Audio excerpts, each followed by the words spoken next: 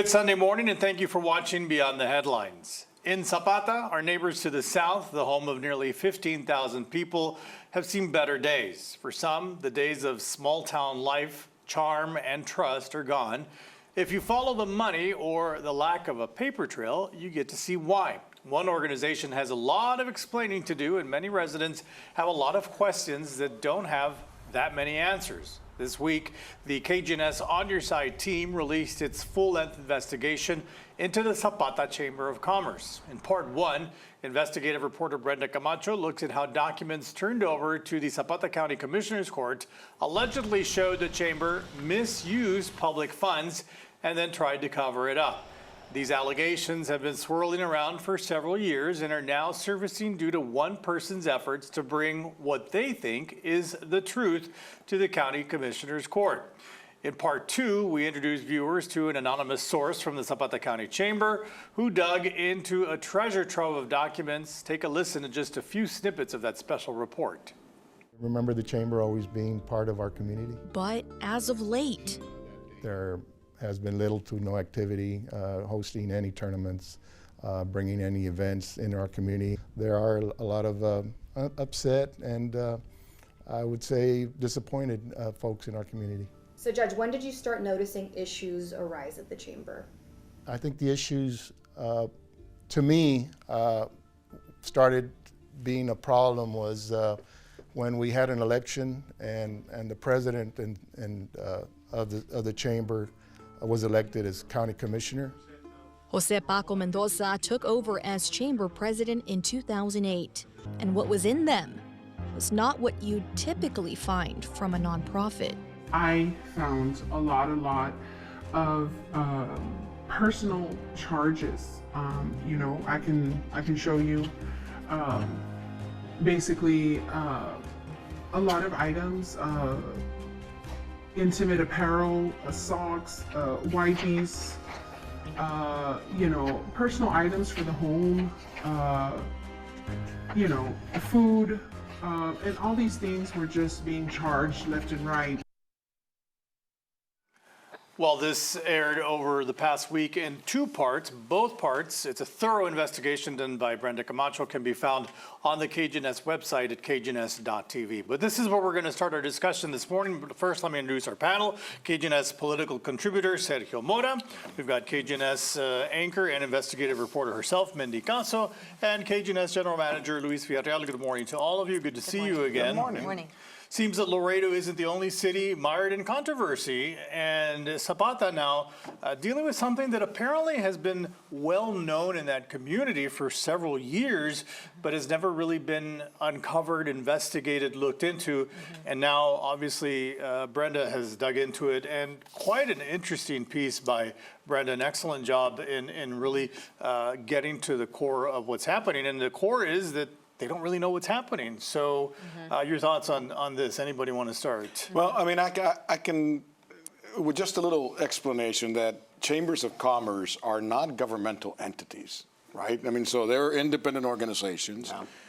But most of them work with the cities or counties where they are located. And most of these entities contribute to the chambers, right? But that process of giving money to a chamber of commerce or any other nonprofit organization that the cities and counties go through, I mean, it's vetted and is going through. So obviously there is a problem, but I think we cannot just turn over and say, okay, so there was a bad management at the chamber and that's where it ends.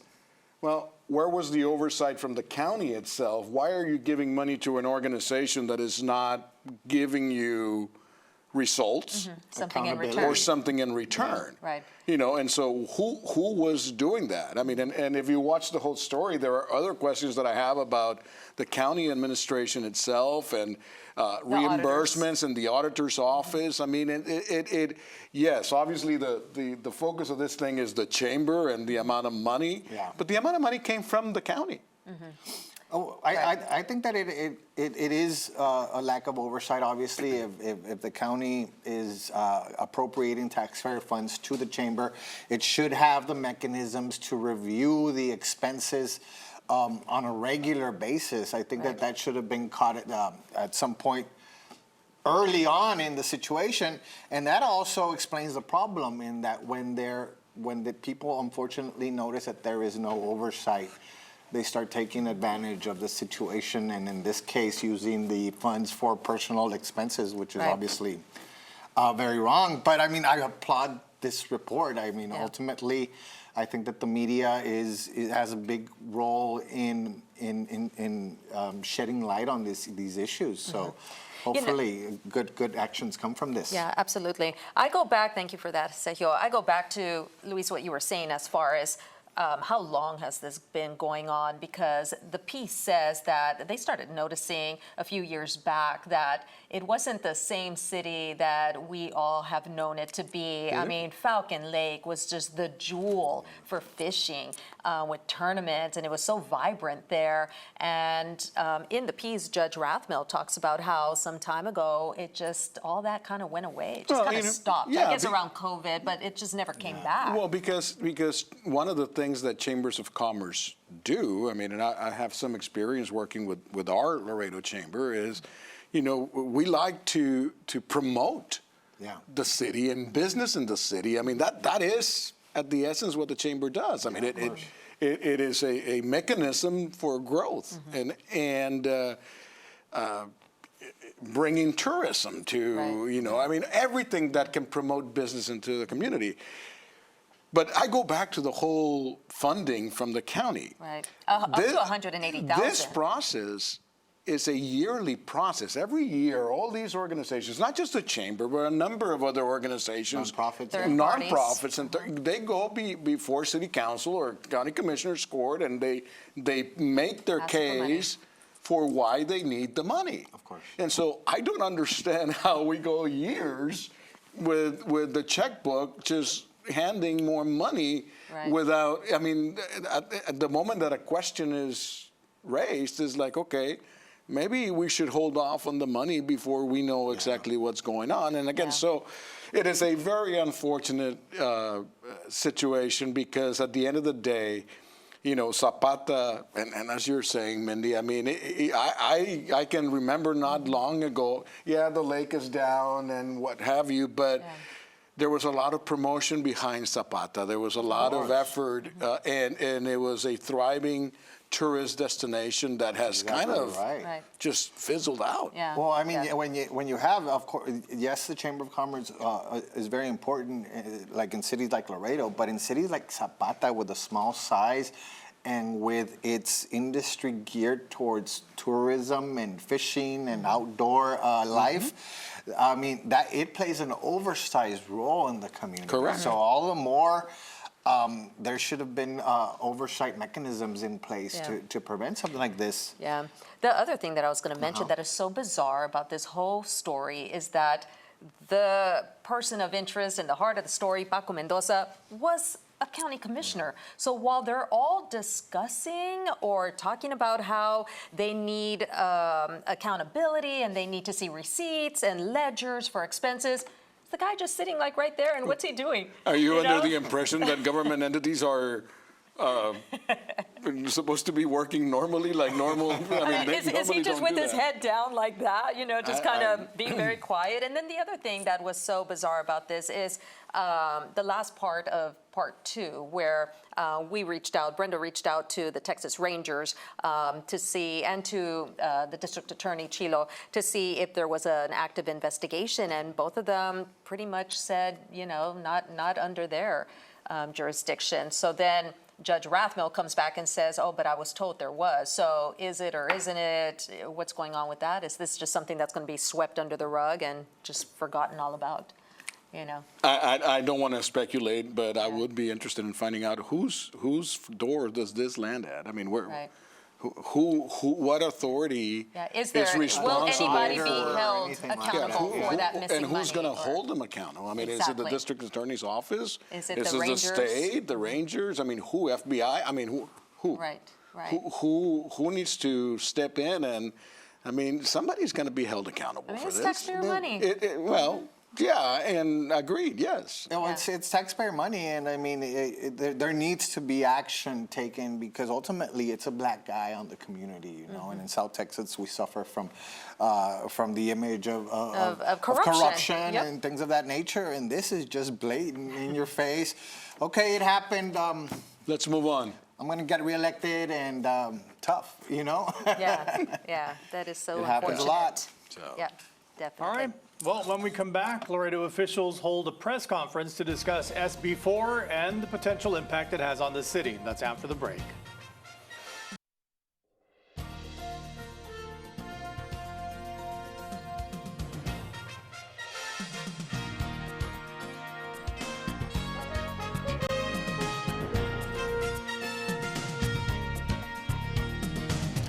Welcome back to Beyond the Headlines. It was the law of the land until it wasn't. On Wednesday, city officials held a press conference to clarify the city's position on Texas immigration bill SB-4, despite rulings making its future application unclear.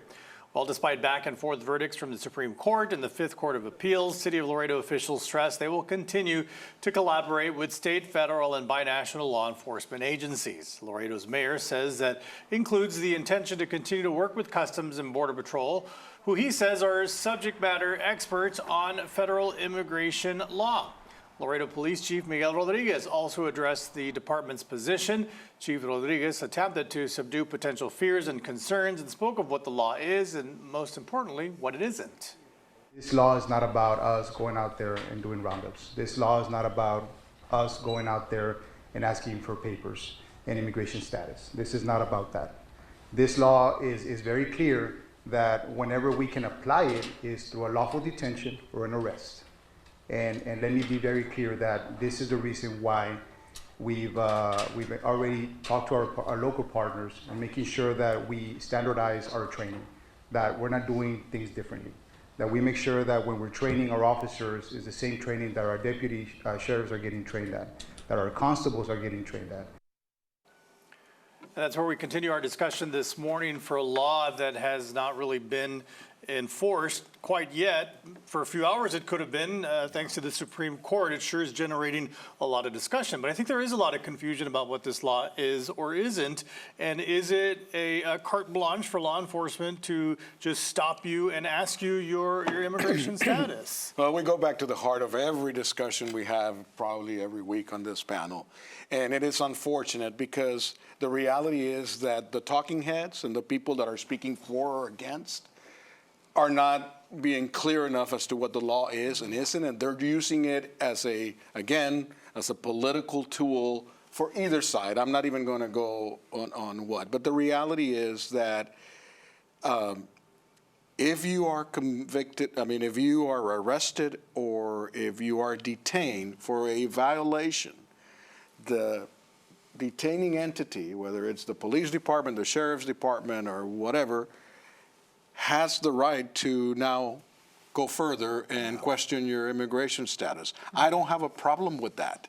I do have a problem with the possibility that these entities can stop anyone just like because they suspect that you might be an illegal, which that's where the problem is, right? Which you cannot do that. But which you cannot You do have that. to That's have not, probable SB-4 does not cause. give authority to the police department to do that. Right. But if you listen to Sergio and your friends, that's what it does. We've talked about this before. What it does is it creates a state offense when someone crosses illegally. Right. Before, like we're talking about DPS, we're talking about county sheriffs, municipal police departments. Right. Before, they could only arrest someone if they were trespassing illegally on private property. Right. Now it's like, okay, now you are immigration agents in terms of you. If you suspect someone of being here illegally, that's a text. No. The chief explained it real well, and the Republicans that passed it in the Texas legislature also said the intent is not for that. It's not. What the Democrats and civil rights activists say is like, yes, okay, there's a lot of people that are going to enforce it the correct way, but this applies in the whole state of Texas. Understood. In terms of how could you determine that someone was here illegally illegally in Dallas if you didn't see them cross the border. But that's what I'm saying, Sergio, is that that is not what the law is intended to do. You're not going to have police officers in Dallas detaining somebody because they suspect they are. What they're saying is, if that person commits a crime or an offense that results in an arrest or a detention, then you can question them on their immigration status. Yeah, but that's the reality. But the thing is, and what's wrong with that? No, there's nothing wrong, and I agree. But the thing is that if a guy in rural Texas decides that that person's probably here illegally, they could actually go and pretty much violate the civil rights of the person. But not without probable cause. Right, not without but him that or they her make the doing determination. something. And that is so now you're talking about bad policing. Exactly. Okay. Yeah. All right. But that bad doesn't policing, have anything to do with the Senate Bill 4. right. It doesn't has address nothing bad to do policing. with That has to do SB-4. with It has to do with bad policing. ethics and good training and choosing good people to follow the letter of the law. But I mean, but we're in Laredo, it's probably not going to happen. But in some of the rural areas of the state, law enforcement might interpret this then you very prosecute that. liberally. Yeah, then at that point you go after the bad cop. But the issue here isn't that. The issue here, the legal issue here is that does the state of Texas have the right to enforce immigration, a federal matter? We have the Border Patrol, we have ICE, we have all of these mechanisms to enforce immigration. Texas Republicans said the Border Patrol, Biden, they're not doing their job, so we're going to take it upon ourselves to stop this problem. And yes, it is a problem. But the thing is that, for example, Mexico said, look, we're not going to accept deportation. So what are they going to do? They're going to push them back? Because they can arrest and deport, right, is what the law says. They can arrest and deport, And Mexico said we're not going to take them. Well, Mexico said, like, hey, we're a sovereign nation, and in matters of immigration, we deal with other sovereign nations. We're not going to deal with a random state that decides to go rogue and do the immigration enforcement by itself. There is so much. There is so much that is wrong with all of these things that are being spoken of. Okay, so Mexico, if you're a sovereign nation, why did you allow these people to come through your sovereign nation into our sovereign nation? They didn't ask permission, man. We're not going to ask permission to send them back. That's right. You know, I hear the council, the Mexican council. We had an interview. Foreign minister. You know, it's like we're not going to accept the deportations. It's like, so what are we going to do? We're going to be at the bridge? No, you take them. No, you take them. Come on. I mean, and in most cases, they came over, like you said, from Mexico to over here. So, you know, fundamentally, Sergio, here's the problem is, you know, we sit here and, I mean, I don't know, if years and years and years and even everybody talks about what a problem immigration is and nobody's doing anything. And listen, I have problems with SB-4. Yeah. But what I don't have a problem with is actual action of someone other than we've been waiting for action from the federal government for 50 years to address this. Okay, this may not be the best thing, it may be the worst thing, but at least Governor Abbott is doing something. Yes, I know, he's doing it for political reasons, and I get that, so we can go into that whole thing. But there's action, there is teeth on this. There is, okay, let's do this. And why are we fighting it that way? Why don't we take it and say, okay, maybe there is something here that could be useful. I don't know. You have all of these issues happening in New York and in Chicago and all these places that they're finally saying, oh my God, what are we going to do? Yeah. Welcome to our world. Luis, I agree. And the issue is that the legal challenges deal with, is it constitutional? There was a case in Arizona that established precedent in terms of the courts shut down their efforts to enforce their own immigration. But the thing is with SB-4 also is that a lot of the counties, a lot of the people that run the jails and the courts and everything in all these different counties and Bexar and all across the state, Dallas County, Harris, they all said like, okay, So are you going to give us money to do this? Because our jails are full, our court dockets are full. You're gonna all of a sudden give this Valid questions. humongous influx of arrested people that we have to magistrate and jail and do all these things. And I mean, you're talking, the numbers that they throw around are staggering, hundreds of thousands of people. And the counties are like, okay, well, our taxpayers are going to have to foot the bill to do all this. All and valid we don't questions. have the space. All valid questions. And Let's you know do what? something And about if it. nothing else, maybe this is the deterrent so that they don't want to get, arrested in All Texas. right. Who knows? Andy gets the last word for once. When we come back, we'll take a look back at the one thing our panelists cannot stop thinking about. Welcome back to Beyond the Headlines. The one thing our panelists cannot stop thinking about for the past week. Serge. I have a very good book of the month selection. Okay. And the interesting thing about this book is it's the second book I read about this specific issue, which is Elon Musk's purchase of Twitter. But the last one deals specifically with that.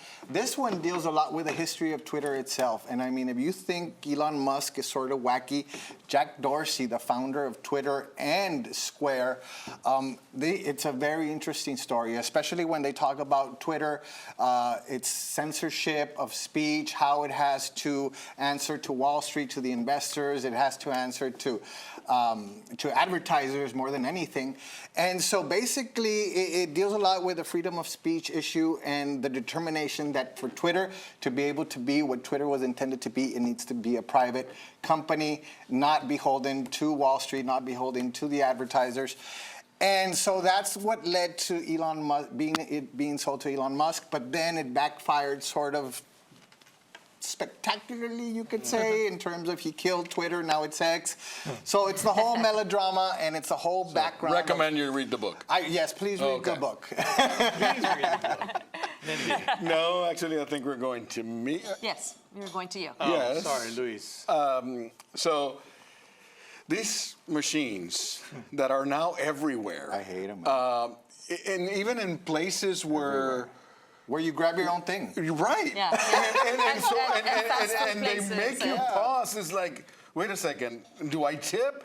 Because somebody handed me it is just It's out of control. Out of man. control. Yeah, I agree. Yeah. I mean, or you're at a buffet line and they're serving the buffet and they want you to tip them. Well, I don't know that, and again, I don't know who. I think it's a problem with the whole setup of the thing, but I mean, it's like self-service situations. This graphic is a little facetious. If you can Yeah, see, 25% would be $1 million. Well, that's what it feels like. and then now the 15% has kind of gone by the wayside. Now Yeah. they start with 18 20, and 20 18, 20. and This custom. particular setup is the one that I know you're talking about Yes. because it shows up on every machine. On now, every machine. And you're thinking, when did I start tipping these people? That's right. It's like, when was, I mean, I get it as a restaurant, maybe with waiters or whatever, but everywhere. So Well, anyway. if it's someone like it's literally helping you bring your food and taking it I away. get it. And Yeah. But Like there's a waiter or somebody helped you, waitress. period, all the time because It's somebody for everything. made the food, blah, blah, blah. I mean, where does it end? Yeah, definitely. It's Well, a- my one thing, for everybody out there who's an 80s child and remembers You're the not an great 80s child. movie Beetlejuice, they are coming out with a sequel, and I'm so excited about this because I just love the first one. It's coming out on September the 6th. The official trailer is out right now, and it does have the original cast members, Winona Ryder that you just saw right there, Michael Keaton, and Catherine O'Hara. So check it out. Check out the trailer, and September the 6th, one day before my birthday, All it comes out. right. That's what I'll be doing for my birthday. Watching Beetlejuice. Watching Beetlejuice. Oh, it's called Beetlejuice. Beetlejuice. Yeah. pretty So cool. my one thing, we read the story this week.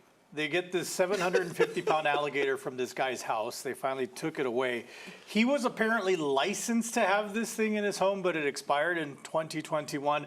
And my only question is, why would you need why would you want a 750-pound alligator as a pet? Can anybody answer that question for me? I don't know. They also said that it wasn't in good health. so No, it's I kinda know. Well, how sad. could I mean? Yeah. Why would you want something that could literally eat you?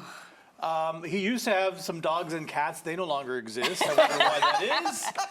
Maybe it's because you have a 750-pound alligator. Say Wow. goodbye, man. Goodbye. Thanks, everybody. Thank you for watching. Have a blessed rest of your Sunday.